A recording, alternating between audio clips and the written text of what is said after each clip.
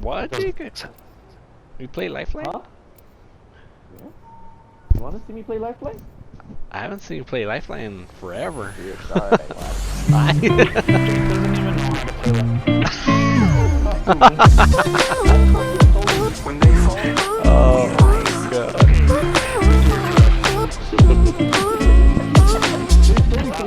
Welcome back, guys, to another installment. As promised, here is Apex.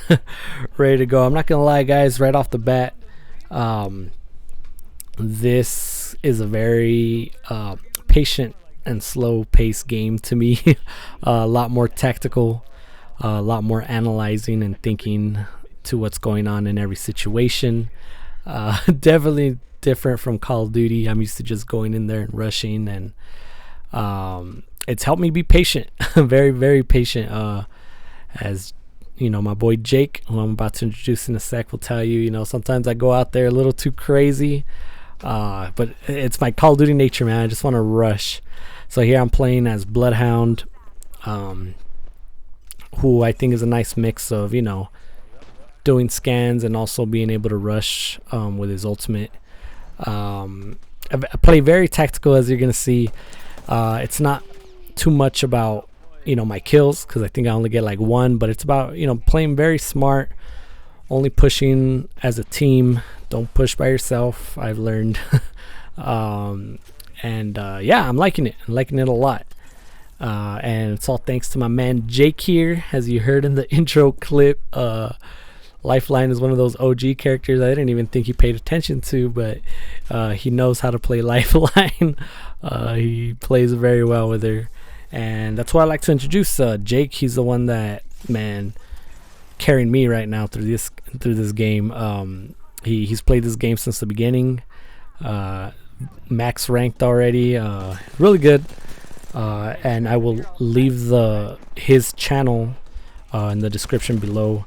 Been my boy since forever. He'll probably be in every single one of these clips, because he's the one I mainly play with on this. He helped me a lot, especially understand a lot of the characters and the abilities.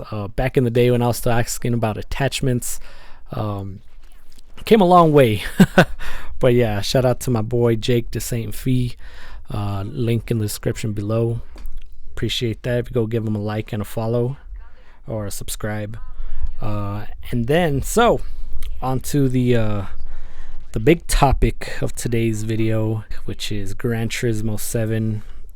Guys, Jesus Christ, Sony has let me down so bad this time, and I just can't believe it. I don't want to call myself a Sony fanboy or a PlayStation fanboy, but I do highly prefer the PlayStation system over Xbox and Microsoft. And I am about to make a video about PlayStation versus Xbox and PC. Believe it or not, my mind is a lot more open. It's not that I hate Xbox, it's just that from when I came up, PlayStation, to me, it was always the dominant gaming console. Where growing up, I saw Xbox as an entertainment console. They were trying to, be an entertainment console and, kind of have gaming incorporated in there somehow. But yeah, definitely big PlayStation fan, and they just let me down so hard with the release of Gran Turismo 7. So first of all, they make this game online only, or mostly online. I want to say 90% online. This game, literally on the front cover, go look at the front cover of the Gran Turismo game, it says most functionality is lost if not connected to the internet. What in the world are they thinking with this move? I have no idea. They said to combat cheaters. Sorry, Sony, but I'm not buying that whatsoever. Number two, which is probably the most grimiest thing they did, and that's turn on the microtransactions after reviews and the release was out. You know how ridiculous that sounds? All the reviews were nice and positive, and then they dropped these microtransactions, $40 cars, which, some games Don't get me wrong, microtransactions, nothing wrong with that. But this is a $70 game. You're telling me there's a $70 game and on day one you have material that is not in the game that you want people to pay for? Or, you know, just try to just totally get $70 and they're charging $40 for some of these premium cars. That's just ridiculous to me. Then after that, the game shuts down for more than 24 hours. I think it was like 30 plus hours. And guess what? This game's online only. So now this game can't function correctly. We have players that literally cannot make no progress in the game because the servers are down and this game is online only. It's just ridiculous. I just couldn't believe it. And not only that, once they updated it, they nerfed the credits gained from end game tracks and they increase car prices. The most absurd thing I've ever heard. I'm almost speechless. Those are these gaps that you hear in my voice that I don't know what to say. What other reason would you do that than wanting players, you know, to spend money on this game? Just a shitty move from Sony here. Utterly ridiculous. Back in the 360, it was in the 360 days when they were trying to build this entertainment console.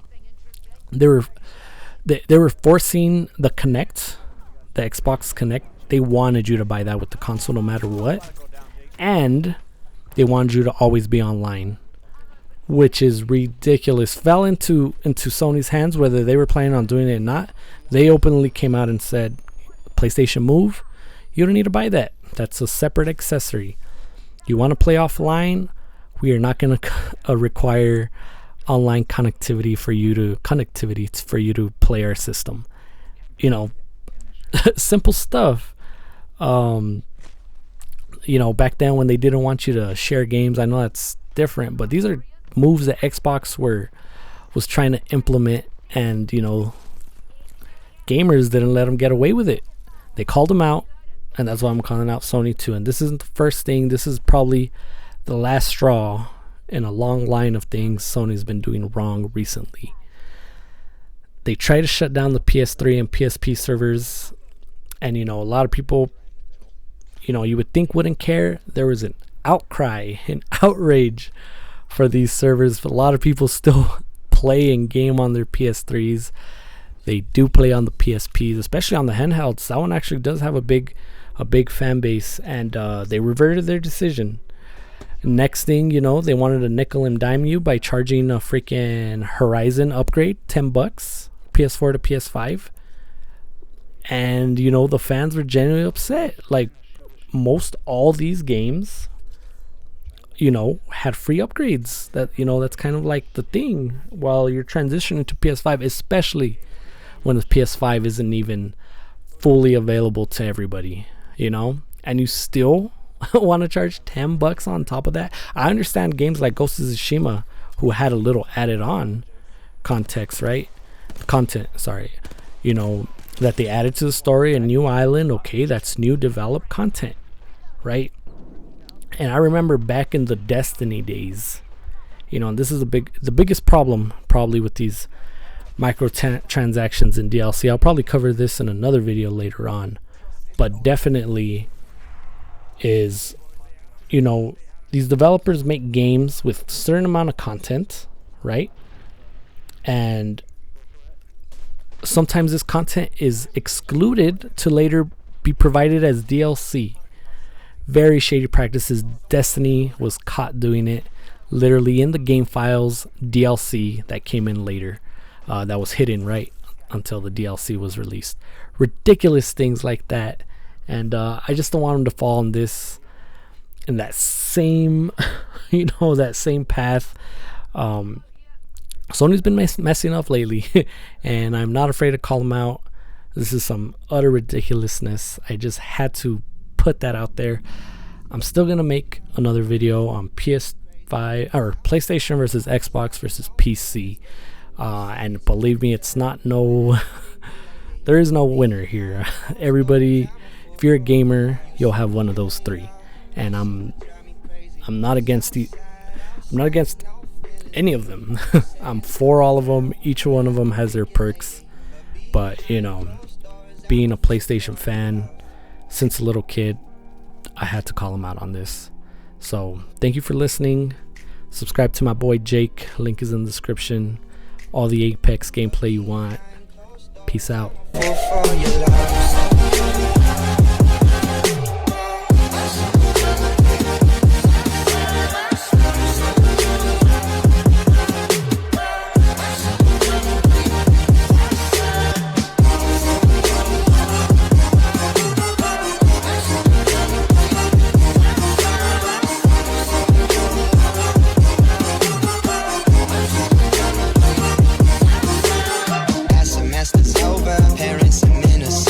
Chicago's waiting for job offers on the table, and she tells